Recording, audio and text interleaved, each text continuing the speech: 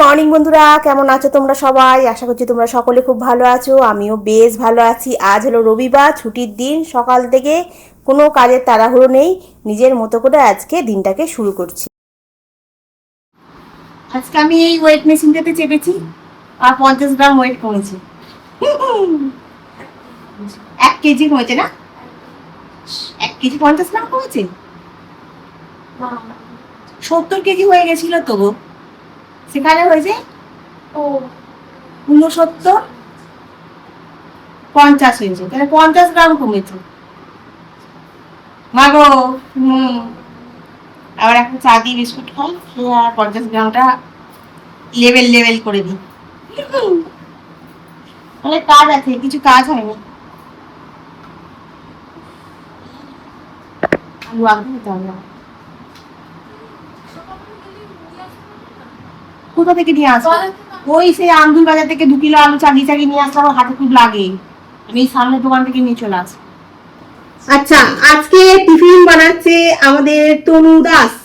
এখানে গাজরটাকে বের করে রেখেছে, বাঁধাকপিটাকে না ছোট ছোট করে কুচিয়েছে, ক্যাপসিকামটাকে নিয়েছে, পেঁয়াজ নিয়েছে, আর ওখানে কড়াতে কি বসেছে রে? কিছু বসেনি। আর আমি খালি গার্লিকটাকে থেঁতো করে দিয়েছি। আপনি কি কানে কিছু শুনতে পাচ্ছেন? আপনাকে এই কথাটা বলছি। ও, ওই কানে নেই, এই কানে আছে। ঠিক আছে, আপনি কি ইউটিউবে শুনতে শুনতে কাজ করছেন? এই তুমি চপার বোর্ড না, বিয়ে হয়ে যাবে। ওই ফুল ধাপ কমে যাবে, চপার বোর্ড নেই।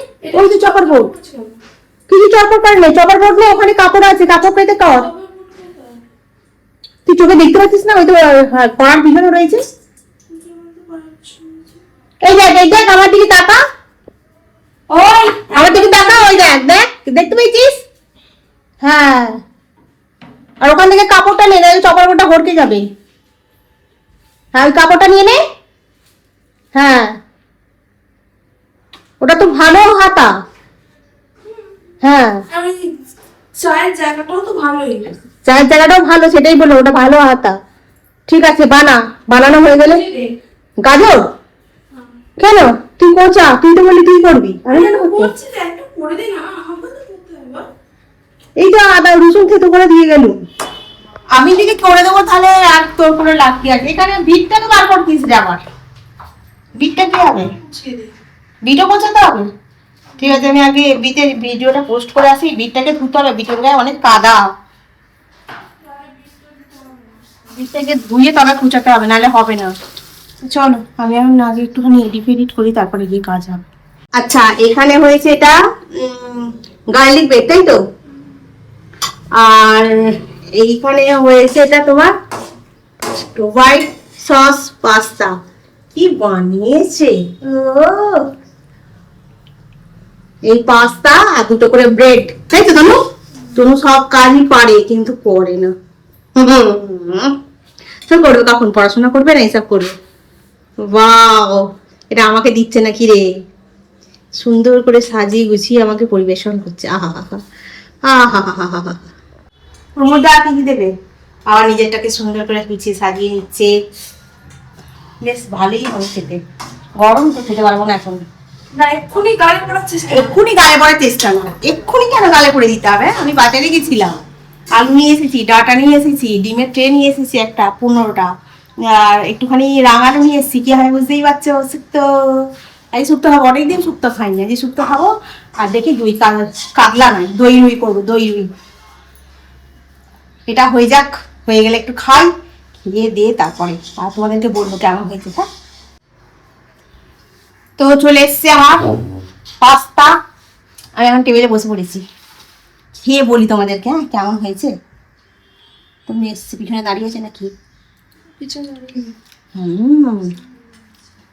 দারুণ হয়েছে। হোয়াইট সসটা কি দিয়ে বানিয়েছে বলতো? চিজ দিয়ে, দুধ দিয়ে, ময়দা দিয়ে। হ্যাঁ হ্যাঁ, প্লেটটা দেখিয়েছি। খুব ভালো বানিয়ে আসে। একটা রেস্টুরেন্ট খুলে দেবো। এ বানাতে পারবে, ওই চাইনিজ খাবারগুলো ভালোই বানাবে। আচ্ছা, গার্লিক ব্রেডটা কেমন হয়েছে? বাহ, দারুণ টেস্ট।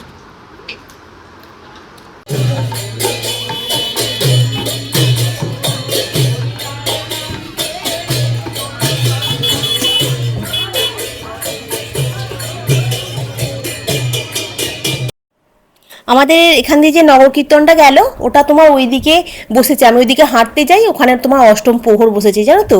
বেশ ভাল লাগে সকালবেলা যখন হাঁটতে যাই, গান শুনতে শুনতে যাই, আবার গান শুনতে শুনতে হেঁটে আসি। এখন তোমার ডিমগুলোকে পরিষ্কার করে ধুয়ে নিলাম, ধুয়ে নিয়ে একটুখানি তোমার জলটা ঝরে মতো গেছে, এখন তোমার ফ্রিজে তুলে রাখবো। দুখানা ডিম তোমার ফাটা দিয়েছে জানো তো, আর ওই ফাটা ডিমগুলোকে আলাদা করে রাখবো। আমি একটু না ডিম ফিম ধুয়ে রাখি, কেন বলো তো, ফ্রিজে তো খাবার থাকে, আর ডিমটার মন যদি না ধুয়ে রাখি তোমার কী হবে, ডিমের গায়ে অনেক নোংরা থাকে তো ওই খাবারে ফাবারে চলে যাবে, ওই জন্য আমি সবসময় ডিম ধুয়ে রাখি। ওখানে মুসুর ডাল ভিজিয়ে রেখেছি, কারণ আমার কাছে বড়ি নেই, আর মাছটাকে বার করে তোমার নুন হলুদ মাখিয়ে নিয়েছি। আজকে ভাবছি না দই কাতলা করব, কিন্তু কাতলা দিয়ে করে, কিন্তু আমি করব আজকে রুই মাছ দিয়ে, ঠিক আছে। আমার কাছে কাতলা মাছ নেই। তো আর করব তোমার শুক্তো। শুক্তোটা এত সুন্দর খেতে হবে, মানে কি বলবো, একদম বিয়ে বাড়ির মতো টেস্ট। আচ্ছা, আমি এখন কড়াতে কি দিলুম সেটা বলে দিই একটু। তেলটাকে গরম হয়ে গেছে, এখানে একটা তেজপাতা দিলাম, একটা শুকনো লঙ্কাকে ছিঁড়ে দিলাম, আর তোমার গোটা গরম মশলা একটু তেলে দিয়ে দিয়েছি, ঠিক আছে। আর সবসময় না ওই যে তোমার এটা আছে না এলাচটাকে সবসময় ছিঁড়ে দেবে, না এলাচ না গোটা দিয়ে দিলে ফাটে কিন্তু, হ্যাঁ। ওই জন্য একটুখানি ছিঁড়ে দিলাম। আর এখানে একটা গোটা পেঁয়াজকে ভালো করে তোমার পেস্ট করে নিয়েছি। পেঁয়াজটা ততক্ষণ পর্যন্ত ভাজবো যতক্ষণ পর্যন্ত ওখান থেকে না তেল ছেড়ে বেরোয়, ঠিক আছে। ওদিকে ততক্ষণ পেঁয়াজটা তোমার ভাজা হোক, আর আমি এদিকে তোমার একটুখানি মশলা বেটে নেবো। আমি মশলার মধ্যে দিচ্ছি আজকে পোস্ত দিচ্ছি, মৌরি দিচ্ছি, আর 3-4টে তোমার কাজু দিচ্ছি। যদি আগে থেকে একটুখানি ভিজিয়ে রাখা যায় না, মানে বাড়তে একটু সুবিধা হয়, কিন্তু আমি আগে থেকে ভিজিয়ে রাখিনি। আমি এখন একটুখানি জলে দিয়েই ভালো করে নাড়ানাড়ি করে নিজে, যাতে একটুখানি ভিজে মতো যায়। শিলে বাটছি তো, একটু ভিজে থাকলে একটুখানি তাড়াতাড়ি তোমার বাটাটা হয়ে যায়। আগে আমি মশলা বাটতেও পারতাম না জানো তো, সিলেতে এরকম যদি আমাকে তখন মশলা বাটতে দিত তনুর ঠাকুমা, আর আমি না মানে কি কষ্ট পেতাম মশলাটা বাটতে, হ্যাঁ, কি হাত জ্বালা জ্বালা করতো, গোটা গোটা শুকনো লঙ্কাগুলো আমাকে বাটতে দিত জানো তো। এখন আমি পেঁয়াজটাকে ভালো করে ভেজে নিয়ে ওর মধ্যে একটুখানি আদা রসুন দিয়ে দিলাম জানো তো। আদা রসুনটাকে ভালো করে একটুখানি কষিয়ে নেবো, নিয়ে আর তোমার যেটা বেটে রেখেছি মৌরি, তোমার কাজু আর হচ্ছে পোস্ত, ওইটা এর মধ্যে দিয়ে দেবো। দিয়ে ভালো করে একটুখানি নাড়াচাড়া করবো, একটু তেল ছেড়ে যাবে, ঠিক আছে। এখানে আমি হলুদ কিন্তু ব্যবহার করব না, গুঁড়ো লঙ্কাও ব্যবহার করছি না, আমি এখানে কাঁচা লঙ্কা ব্যবহার করব। আর এটা যতক্ষণ মানে কষাটা হচ্ছে, এর মধ্যে কিছু গুঁড়ো মশলা দেবো, সেটা হচ্ছে তোমার একটুখানি ধনে গুঁড়ো, একটু জিরে গুঁড়ো, নুন, আর সামান্য একটু মিষ্টি স্বাদের জন্য, ঠিক আছে, কারণ আমরা টক দইটা ইউজ করবো তো, একটু মিষ্টি দিলে ওর ব্যালেন্সটা খুব সুন্দর হয়ে যায়। কি বলতো, তখন তো মিক্সি ছিল না, আর আমাকে কোনোদিন আমাদের বাড়িতে মানে আমার মা ওই মশলা ফসলা বাটায়নি, মানে রান্না এমনি টুকিটাকি করেছি, কিন্তু মশলা বেটে কোনোদিন করতে হয় না, ওটা হয়তো কোনোদিন আমার মাই বেটে দিত, আর আমি হয়তো শখে কোনোদিন করতাম, কিন্তু আমাকে তো রোজ রোজ করতে হয় না কোনোদিন রান্না। আর এখানে এসে তো তোমার বলে নিয়ে এলে কিছু করতে হবে না, হ্যাঁ, খালি সারাদিন বসে থাকাই কাজ, কাজের লোক আছে, আর রান্না তো তনু ঠাকুমাই করবে। তো এসে যখন মশলা বাটতে দিত, ধনে বাটতে দিত, ওরে বাপরে, চোখ দিয়ে জল বেরিয়ে যেত, আর বলতো একদম সেই চন্দনের মতো করে নাকি মশলাটা বাটতে হবে, তবে নাকি টেস্ট হবে রান্নায়। তবে এখন বুঝি, কিন্তু তখন তো বয়সটা অনেকটাই ছোট না, তখন আমি আর কি করে বলবো, তখন ওই মশলাটা বাটতেই আমার যেন কান্না পেয়ে যেত। যাই হোক, এখন তোমার টক দইটা দিলাম, দিয়ে দুটো কাঁচা লঙ্কাকে ছিঁড়ে দিলাম, দিয়ে আরেকটু টক দইয়ের বাটিটা ধুয়ে এর মধ্যে দিয়ে দিলাম, দিয়ে একটুখানি তোমার ফুটে গেলে মাছটা এর মধ্যে দিয়ে দেবো, ঠিক আছে। এত ভালো খেতে হবে, কোনোদিন মানে যদি এইভাবে করে দেখো তো খুবই ভালো, হয়তো তোমরা করো এইভাবে। অনেক বন্ধুরাই আছে দই কাতলা কেন আরও সুন্দর সুন্দর রান্না করো, আমি দেখেছি। হ্যাঁ, তো যাই হোক, আমি আজকে আমার মতো করে রেসিপিটা করলাম, তোমাদের সঙ্গে শেয়ার করলাম। মানে অসাধারণ হয়েছিল খেতে। আর এটা ফুটে গেছে, এবার উপর থেকে খালি একটুখানি ছড়িয়ে দিলাম তোমার ভাজা মশলা। একটা রান্না হয়ে গেল, আর একটা রান্নার জন্য প্রস্তুতি নিচ্ছি। আনাজটা কাটা হয়ে গেছে শুক্তোর, এখানে দিয়েছি দুটো কাঁচা লঙ্কা। অনেকে শুক্তো তোমরা হয়তো ঝাল খাও না, কিন্তু আমাদের একটু ঝাল পছন্দ, তো ওই জন্য একটুখানি কাঁচা লঙ্কা দিচ্ছি। সর্ষে দিয়েছি, আদা দিয়েছি, পোস্ত দিয়েছি, নারকেল দিয়েছি। এইগুলোকে সব ভালো করে একদম মানে মিহি করে বেটে নেবো জানো তো। আর শুক্তোতে তো তোমরা জানোই সর্ষে পোস্ত লাগেই। আজকে নারকেলটা যে দিয়েছি, এত ভালো খেতে হয়েছিল, মানে কি বলবো, শুক্তোটাও যেন মানে অসাধারণ হয়েছিল খেতে, একদম তোমার বিয়ে বাড়ির মতো। এখানে ভাজা মশলা হিসেবে তোমার মৌরি নিয়েছি আর রাঁধুনি নিয়েছি, ঠিক আছে। মৌরি আর রাঁধুনিটাকে শুকনো খোলায় ভালো করে নিয়ে নিলাম, নিয়ে এটাকে গুঁড়িয়ে ফেলবো। আর এখানে তোমার বললাম আমার কাছে বড়ি ছিল না, ওই জন্য একটু মুসুর ডাল ভিজিয়ে বড়া করে নিয়েছি, অল্প করে তেল দিয়েই ভালো করে বড়াটা করে নিলাম। এটা দিলে খুব সুন্দর খেতে হবে। মোটামুটি আনাজটা ভাজা হয়ে গেছে, এবার কড়াতে তেল দিয়ে ওর মধ্যে একটুখানি 5 ফোড়ন দিয়ে দিলাম। এবার একটা তেজপাতাকে ছিঁড়ে ওর মধ্যে দিয়ে দিলাম।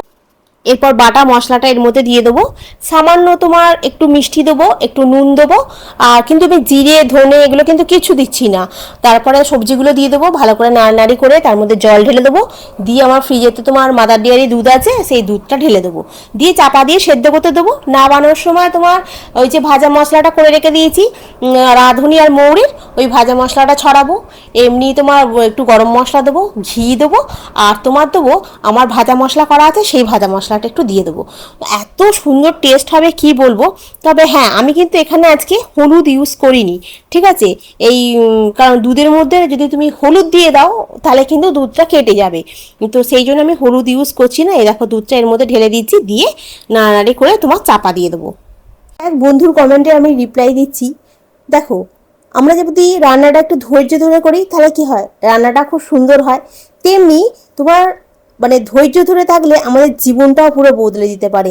আমরা অনেক সময় ভাবি কেন আমাদের সাথে এমন হচ্ছে, সব কিছু কেনই এত কঠিন লাগছে, কিন্তু সত্যিটা হলো সব সময় না আমরা যেরকম চাই সেরকম কিন্তু হবে না। কখনো ভালো সময় আসবে, কখনো আবার খারাপ সময় আসবে। আর ওই খারাপ সময়ে যদি আমরা ধৈর্য হারিয়ে ফেলি তাহলেই ব্যাস সব কিছু মানে খারাপ হয়ে যাবে। রান্না বান্না হয়ে গেল কমপ্লিট। হাওয়া আসছিল, গ্যাসটা না হাওয়া লাগে তো ওই জন্য জানলাগুলোকে আবার বন্ধ করে দিতে হয়। বাথরুম বাসন মেজে গ্যাস ফ্যাস পরিষ্কার করে ভাতটা এখন গরম টেবিলে নিয়ে যাইনি, বাকিগুলো ঠান্ডা হয়ে গেছে। তো চলো আজকে এক ঝলক দেখাই আজকে রান্নায় কি হয়েছে। এই হলো তোমার আস্তে আস্তে দই মাছ, ঠিক আছে। দেখো এই হলো তোমার শুক্তো, শুক্তোটা যে সুন্দর গন্ধ বেরোচ্ছে।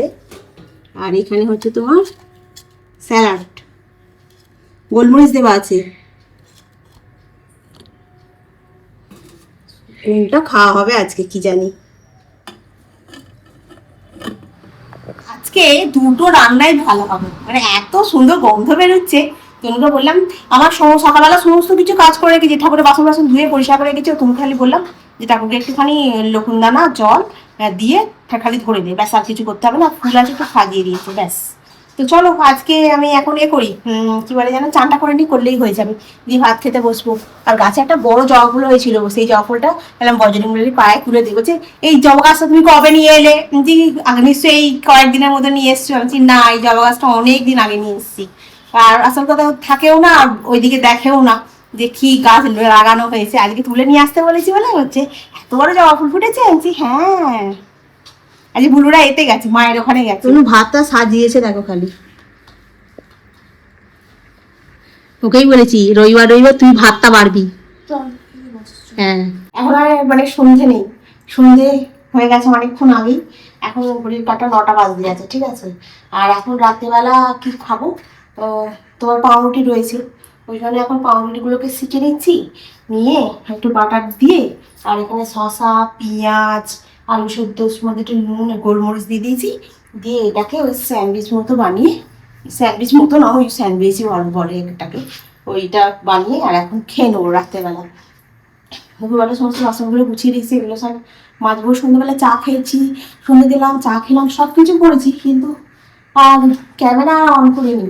আমি আসল কথা আজকে তোমার 5টার সময় গিয়ে সমস্ত কাজ বাজ মিটিয়ে জামা কাপড়গুলোকে ওখান থেকে তুলে কিছু ওখানে রাখলাম, রেখে আর জামা কাপড়গুলোকে আবার এতে স্ট্যান্ডে ঠিকঠাক করে মেলে ফেলে দিয়ে কারণ 5টা বাজে, ঘর ধরেন ঝাঁট ফাট দিয়ে একটুখানি শুতে গেছি। ও বাবা, আমি ঘুমিয়ে পড়েছি, এত ঘুমুচ্ছি না, ব্যাস হয়ে গেল তোমার ঘুম থেকে উঠতে উঠতে তখন 7টা বাজে 10 মিনিট বাজে।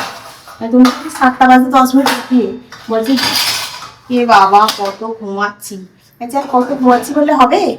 ও উঠে মানে বলে, ও উঠে পড়তে বলছিল, বলে একটু চা করে দেবে। আমি হ্যাঁ। এবার চাটা করে দিলে কি হবে, তোমার ঘুমের নেশাটা কেটে যাবে। ওই জন্য আমি আবার উঠে তাড়াতাড়ি করে চাটা খেলাম, খেয়ে সন্ধে ফন্ধে দিয়ে তার বসে বসে একটু এডিট করছিলাম, ফোনটা দিয়ে দেখছিলাম এই ফোনটা দেখতে দেখতে এখন দুদিন খবর দেখতে দেখতে না মানে সময়টা কোথা দিয়ে কেটে যাচ্ছে বোঝা যাচ্ছে না।